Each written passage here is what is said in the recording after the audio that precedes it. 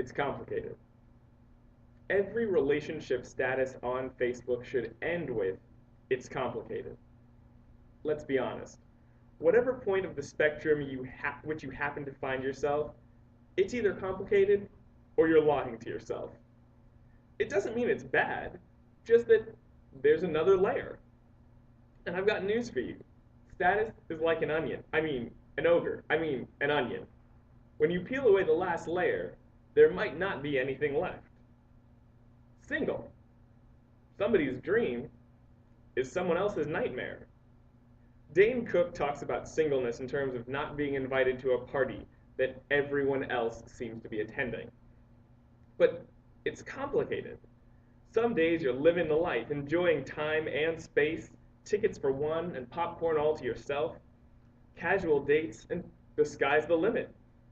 Other times, or for other people, you are in the valley of the shadow of death. You want to ride along with someone else, even if they do drive from the passenger side. Your own bed feels a bit too cold, and even if they spill a few kernels in your lap, you wish there was another hand in the popcorn bucket. Or maybe you don't.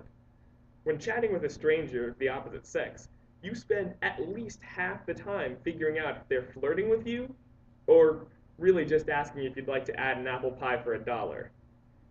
Every incarnation, every interaction is a chance to flirt. Fall in love. Get rejected. It's complicated. Then, of course, there's the standard incarnation. It's just complicated. And that covers a multitude of sins. Unrequited love, friends with benefits, it's complicated. You dumped your partner to send a message, and he or she won't take you back. Everyone wants you but the one you want. You think you're dating, but you're not sure if the other person feels the same way, so you change your status so maybe she'll take the hint. It's complicated. You just got out of a serious relationship, but you're really into this new person, but you don't want to date just yet. It's complicated. The two of you have been doing stuff together. He or she's really into her career or school right now.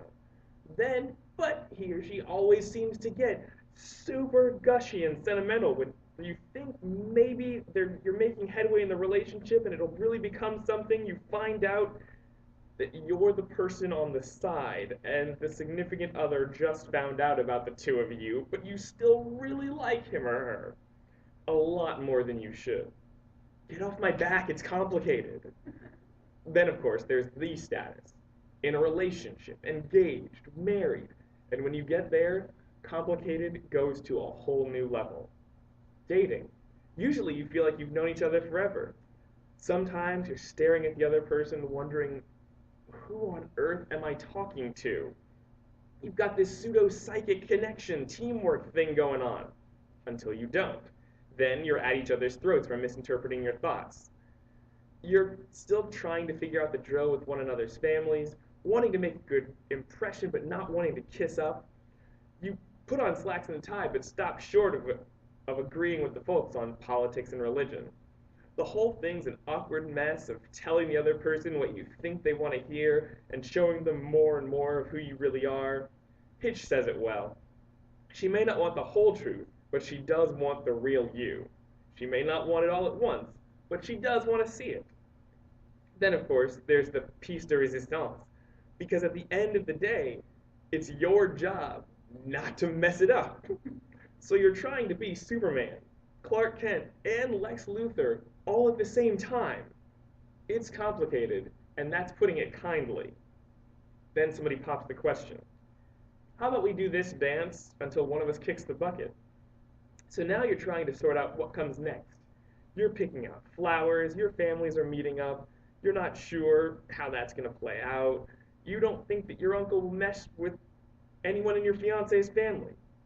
Or anyone in civilized society, to be perfectly honest. What's going to stay? What's going for good? If you're the groom, your bride might hate your best man. As the bride, you're pretty sure you saw your groom checking out the in-from-out-of-town bridesmaid. And there's the stifling truth that a whole lot of things which have never been in the same room will suddenly be living under the same roof. If that's not complicated, I don't know what is. I now pronounce you happily confused. You're married. Suddenly you're sharing life in a way you never have. You have someone to shop with, to eat with, to think with, to drive with, to sleep with, and to fight with. You learn about each other in a fresh and exciting way. She likes the blinds closed at night. You like them open. He listens to audiobooks, and you don't want him to play them on the house stereo because they make you sleepy. You learn a lot about yourself in a completely new way. You really like to cuddle, but only for a little while. But she doesn't like it when you extricate yourself. Sex is new and exciting and emotionally loaded. Sometimes it's awesome. Other times, a joke pops into your head and you laugh out loud at the absolute worst time. You try to explain that you weren't entirely in the moment, but now it's really complicated. 10 years and a whole lot of early mornings and late dinners later, it's blurry all over again. When the things that were cute become the things which grind your gears, it's complicated. The movie Mr. and Mrs. Smith has one great example after another of normalization of the craziness that is two lives smashed together. A linchpin of this particular craziness, a linchpin of this particular dinner scene is a discussion of the addition of peas, and the entire conversation, which serves as a relational shield between the two of them and the mass of secrets each hides. Do they love each other? Yeah. Underneath all of the rubble of faded passion, divergent dreams, cultural variances, nervous tics, unnatural habits, they love each other. But you have to get past the dirty clothes on the floor, the unprompted sob fest, his bad taste in clothing, her too meticulous attention to detail, and everything else to find the fact that she likes lilacs over roses 10 to 1, or that he always smiles when you cheer for his team, and that some things you do never cease to bring your partner off the edge. It all sucks until she holds you. It's complicated.